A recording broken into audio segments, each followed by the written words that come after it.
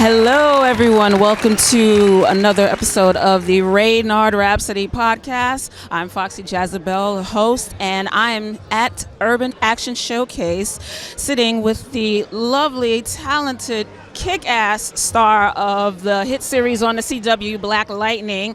Of course, she plays Anissa Pierce /Thunder /Blackbird. Sitting here with Nafessa Williams. How are you, dear? I'm doing great. It's been really cool being here.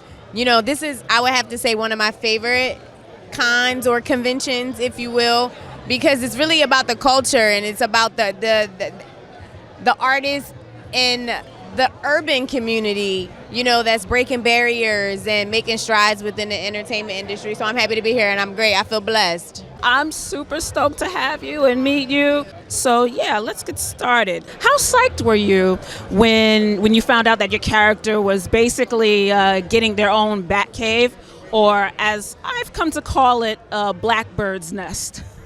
It was a blessing when I found out about this job almost 3 years ago now. Time is flying.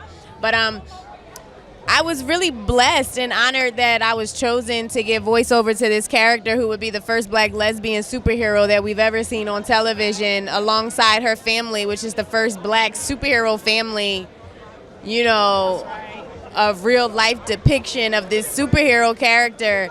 And, you know, I had always dreamed of being a superhero, and getting this job has, been so fulfilling. And I think the most important thing about this is knowing that little brown girls who look like me now have a visual and a representation of themselves when they tune into Black Lightning. So as an artist, I feel like that's my duty, you know, to tell stories that are important for us and to create characters that, you know, generations behind us will remember as a part of their growth, as a part of who they can be, and a reminder of anything is possible, and that we all have a superhero inside of us. I agree 200% agree with that. And I always say that it's very important that folks see themselves in the media that they consume. And it's been such a joy and a pleasure to watch a TV show that shows Black family and Black love and, you know, Black sisterhood in such a healthy lens. Sort of like, you know, you guys are pretty much just expressing it, like not necessarily taking it on like as a burden or as an onus, but just to be like, hey, we exist, we out. In a recent episode of this season, Gandhi said to Chief Henderson, you know, hard times, hard choices. And we also saw some of that play out in the episode with Blackbird and the folks up on that collective that were helping with the Underground Railroad. And I think things got a little tense for a bit. Even I was like, whoa, Nissa, calm down a bit. You know, I'm there 100% for Underground Railroad. Like, I'm behind you.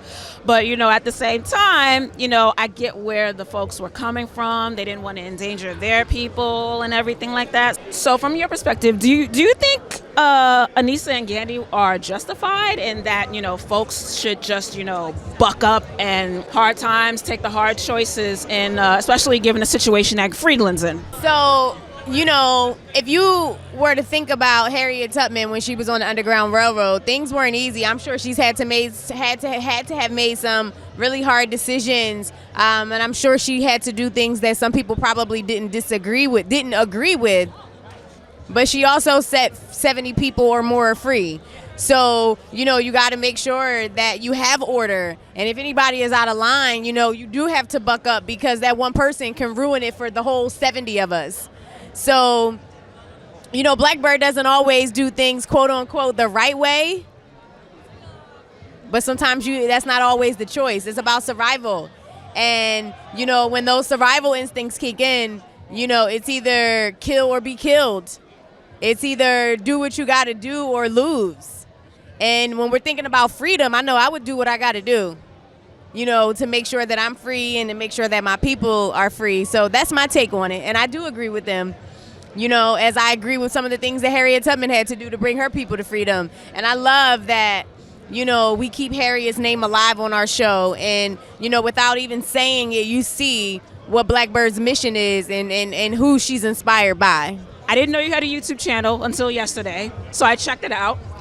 And I saw your latest video on, what it takes to get you ready, get you prepped to play Thunder, and getting on the costume and everything. I got a question about that. So, will Thunder get a costume upgrade like Black Lightning? Because it kind of looks a little easier to get into. Thunder gonna get an upgrade?